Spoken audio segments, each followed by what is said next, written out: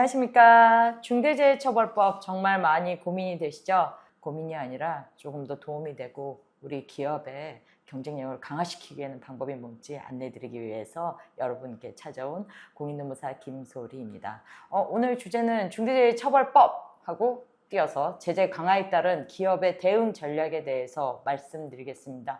이거 주제를 제가 정말 많이 했는데 왜 또 식상하게 하느냐라고 했을 때 정권이 바뀌었어요. 2022년 이후에 중대재해처벌법이 제정된 이후에 강화가 됐다고 하는데 사실은 그 전까지만 해도 중대재해처벌법이 생기고 나서 약간 세부 내역에 대해서는 없었어요. 추상적이고 그 다음에 처벌 정도에 대해서도 구체적으로 없었고 손해배상도 어떻게 해야 될지도 몰랐고 그리고 더욱이 예고만 있었지 실행이 되지 않았던 게 중대재해처벌이 있는 기업에 대해서는 추가적인 페널티가 나올 것이다 했는데 드디어 나올 게 나왔습니다.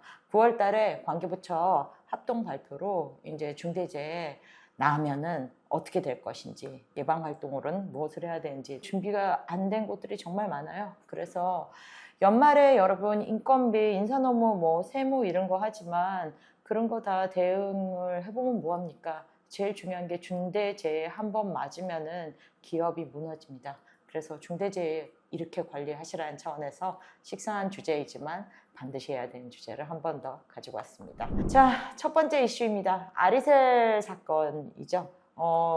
이 사건 정말 유명해요. 어떤 거냐면은 작년쯤이었을 겁니다. 현충일쯤에서 배터리 업체가 폭발해가지고 사실은 이 배터리 업체에서는 항상 그 리튬 배터리가 정말 폭발할 가능성이 높아요.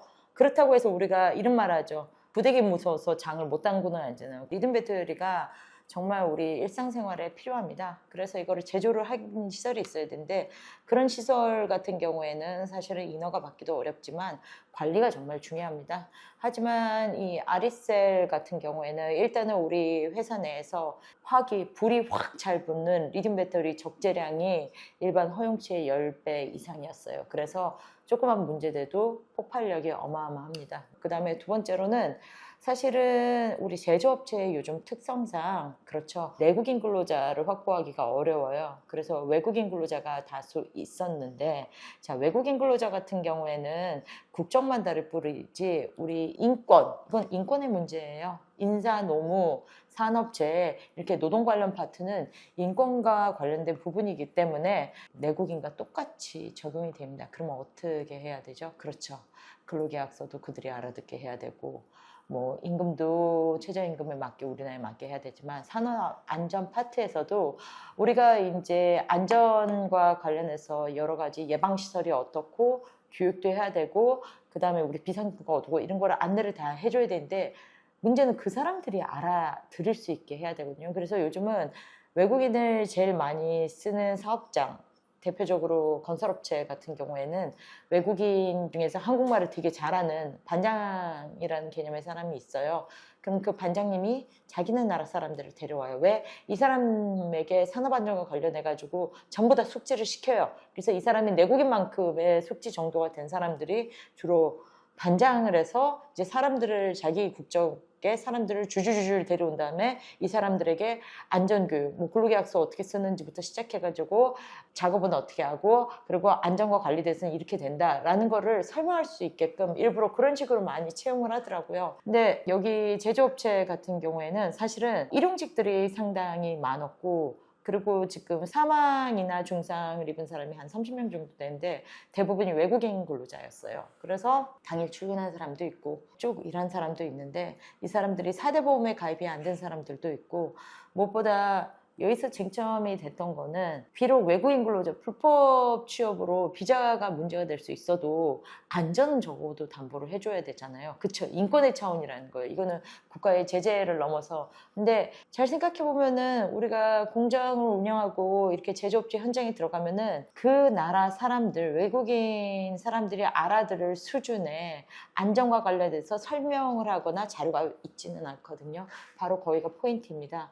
네, 그래서 여기 같은 경우에는 사실은 그 판결 원문이나 이런 게 다 오픈이 돼 있지 않은 상태예요. 여기 사건이 아직도 계류 중이기 때문에. 근데 대부분이 국적이 중국이 많았다고 하는데 과연 중국어로 안전과 관련해가지고 이게 문서화된 교육 자료, 그다음에 중국어로 설명했는지, 그리고 그걸 설명을 들었다는 확인서가 있는지 아마 이런 거는 없었을 거예요. 왜? 사후에 이거를 어떻게 수사기관이 수사를 하러 온다고 하더라도 잡고 싶어도 그렇죠. 그 사람들이 다 죽었거나 크게 다쳤거나 그렇죠. 그래서 이 당시에 이제 이 대표 말고 직원분이 책임자분이 인터뷰를 했을 때 우리는 이와 관련해서 전부 대비를 했다 그랬는데 대비는 전혀 안 됐을 거라고 예상을 하고 지금 대표가 1심에서 징역 15년 그리고 안전관리자로 지금 아마 아들이 돼 있었나 봐요. 아들도 역시 징역 15년으로 선고가 됐다라고 하는데 아마 항소를 하겠죠. 항소를 할 텐데 제가 생각하는 거는 이게 중소기업 입장, 일반 기업도 마찬가지지만 중소, 중견, 대기업 다 하지만 공통적으로 우리가 대부분 지금 중대재해와 관련해가지고 준비가 안 돼 있는 게 중소기업이 참 많아요. 그러면 우리가 여기서 무엇을 생각하느냐? CEO의 부재, CEO의 부재. 그 다음에는 2인자는 어떻게 했냐? 2인자도 역시 부재가 돼요. 왜냐면 중소기업은 CEO, 후계자, 그 다음에 쭉쭉쭉쭉 해가지고 그 모든 사람들이 안전과 관련해가지고 이렇게 뭔가 책임이 있단 말이에요. 어느 정도. 그러면은 다 쭉쭉쭉쭉 부재가 된다? 그러면은 이 회사는 운영할 사람이 없어요. 더욱이 중대재해 같은 경우에는 민사소송을 들어갈 때 손해배상액의 5배까지 청구를 할 수 있습니다. 지금 30여 명이 지금 다쳤거든요. 중대재해가 옵니다. 그러면은 여기서 유족들 뿐만 아니라 생존한 재해자들이 민사를 했을 때 과연 이 회사가 자기가 갖고 있는 재산, 심지어 대표가 자기 재산을 다 팔고 하더라도 돈이 있을까요? 없어요. 이 돈을 감당할 돈이 없습니다. 그래서 사실은 민사뿐만이 아니라 형사에 있어서도 상당히 우리 기업에 큰 충격을 갈 수, 그렇다고 이제 중대재해가 발생하면은 우리 기업이 다 이렇게 망할 도산의 우려가 있냐? 그렇지는 않아요. 왜? 뒤에서도 다시 설명드리겠지만 그래서 중대재해를 예방을 하고 설사 중대재해가 발생했더라도 중대재해 예방을 위해서 여러 가지 활동을 했다. 그렇다면은 여러분들이 처벌이 낮아질 수가 있습니다. 네, 그래서 요 RSR 사건이 시사하는 바가 많아요. 더욱이 이제 보실 거는 노동안전종합대책이라고 해서 25년도 9월 15일 날 관계부처 합동 발표로 나왔습니다. 그래서 주된 내용은 뒤에서도 보시겠지만 여러 가지 예방 활동에 있어서 국가의 지원이 있고요. 그리고 이 예방 활동을 했다고 했을 때는 기업의 평가에 있어서 제가 ESG 강의 많이 하잖아요. 그렇죠. 드디어 그 기업 평가에 명시적으로 중대재해 예방 활동을 어떻게 하는지도 반영하고 중대재해가 발생했을 때 그렇죠. 기업 평가는 낮아지고 우리 각종 대출에 있어서도 규제가 들어간다고 되어 있습니다. 그래서 제가 쉽게 설명드렸어요. 중대재해 발생해도 난리지만 왜 예방을 해야 되나요? 라고 했을 때 금융적인 측면에서 여러분 예전에는 우리 회사 평가할 때 재무제표 냈죠. 지금은 우리 회사 평가를 할 때 중대재해를 위해서 어떤 활동을 하고 있는지 하다못해 위험성 평가나 ISO 45001 정도는 반드시 했다는 증빙 자료를 준비해서 제출을 하는 게 어떤 면, 이면 저면 요면 다 해도 반드시 필수적이라고 말씀드릴 수 있습니다. 그래서 예방활동과 관련해서는 각종 지원이 있고요. 그 다음에 노사의 역할, 책임 강화 이렇게 해서 뒤에서 좀 더 자세히 보시겠지만 중대재해가 발생한다? 그러면은 기존의 산업안전보건법 그 다음에 형사상의 업무상 과실치사상죄, 그 다음에 민사뿐만 아니라 이런 게 있어요. 여러분들 다음번 입찰도 못 들어가고요. 그 다음에 면허에도 문제가 생길 수가 있고요. 특히 건설사들 같은 경우 그런 문제에서 다방면으로 쪼기 시작한답니다. 그래서 진짜 극단적인 말로 너무나도 재무제표는 손쉽게 마사지가 가능해요. 그래서 더 이상 이 기업을 평가하는데 재무제표는 증빙 서류로서 그 투명성을 담보할 수 없기 때문에 두 번째로 오는 게 바로 이 중대재해와 관련해서 얼마나 너희들이 준비를 했느냐. 요거는 아무튼 그 자료가 예방 활동을 위한 자료를 만들려면은 할 수 없이 기업의 매년 매일의 활동을 다 기록하고 보고해야 되거든요. 그렇기 때문에 사실은 여러분 귀찮더라도 전자세금 계산서 발행하고 귀찮더라도 계산서 발행해달라 그러고 비용 처리하면서 막 하잖아요. 똑같습니다. 그 활동을 매일매일 해야 됩니다. 예. 그래서 이렇게 지원도 하고요. 그 다음에 책무도 강양하고, 자, 밑에 보면은 실효적인 제재라고 해서 영업정지 대상의 확대, 등록말소 요청 규정 신설, 중대재해 반법 사업장의 공공입찰 참여 제한, 안전보건조치 위반 등에 대해서 신고 포상금, 그래서 파파라치 제도까지 하고요. 그 다음에 그 외에 뭐 여러 가지 계속 이제 뭐 특별위원회에서 조사도 강화하겠다 이런 겁니다. 그래서 관가부처가 주로 국토부, 건설 쪽이 많으니까.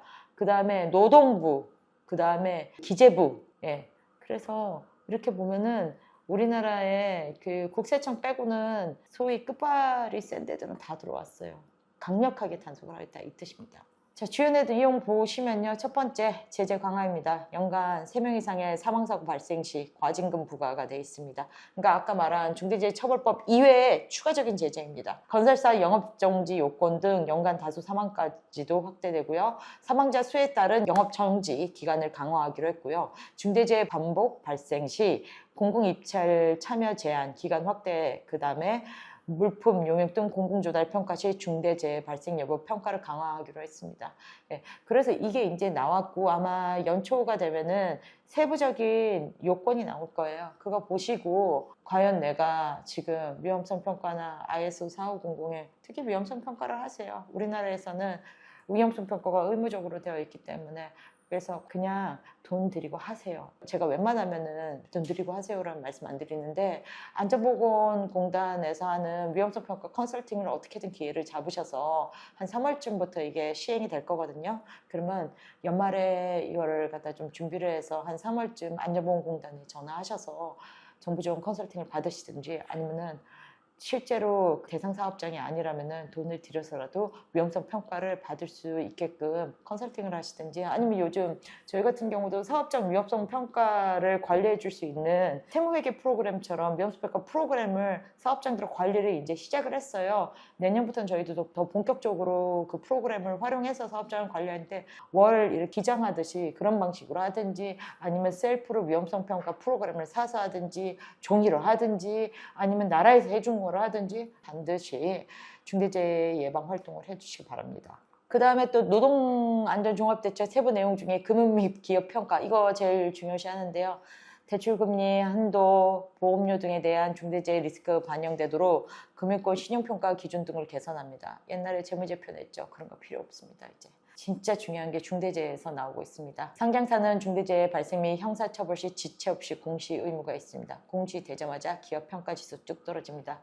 투자자가 재해 발생 사실을 투자 판단 요소로 활용하겠죠. 기존 ESG를 제가 강의할 때는 ESG 같은 경우에는 그냥 권유였어요. 이거 하면은 평가 지수가 기업 평가 지수가 넘어간다. 근데 지금 이제는 중대재해 파트는 ESG의 S 분야에 있지만 그걸 넘어서 그냥 제재예요. 제재. 투자하셔야 됩니다. 또 세부 내용에서 사고 조사 및 수사 강화입니다. 악착같이 조사를 하겠다는 겁니다. 작년까지만 해도 중대재해청에서 하기 전에 일선에 이제 우리 노동청에서 조사할 때는 그래도 조금 조사가 쉬웠어요. 근데 이게 중대재해청으로 다 광역수사대로 옮겨가니까 이게 조사하는데 정말 깐깐하게 조사하고 조사 기간도 이렇게 길어지고 있습니다. 네, 경찰 조사가 문제예요. 경찰 조사는 죽었어? 과실 여부에 대해서 확인하는데 우리가 과실 여부를 확인하는 게 아니라 고용노동부 사다에 중대재해청에서 수사한 기록을 가지고 우린 과실 여부를 따지고 있어 이거거든요. 네, 그 과실 여부를 결정하는 데가 바로 고용노동부입니다. 그래서 고용노동부 장관이 긴급위험 판듯이 즉시 작업중지 명령 가능하고요.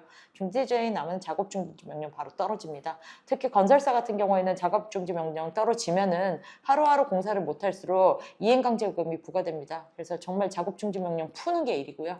두 번째, 중대재해 발생 기업은 신속히 수사, 송치, 기소를 진행하고 세 번째, 산업안전보건법상 양형기준, 그러니까 최대 얼마를 한다까지만 있는데 세부 양형기준이 조금 없거나 허술했거든요. 양형기준 명확하게 하고 양형기준 강화하고 맨 처음에 중대재해 났을 때 온땡 파트너스인가? 거기 같은 경우에는 대표자가 벌금만 나왔어요. 근데 이제 한국제강 사건에서는 대표자가 1년 실형이 나왔거든요. 15년까지 드디어 나왔습니다.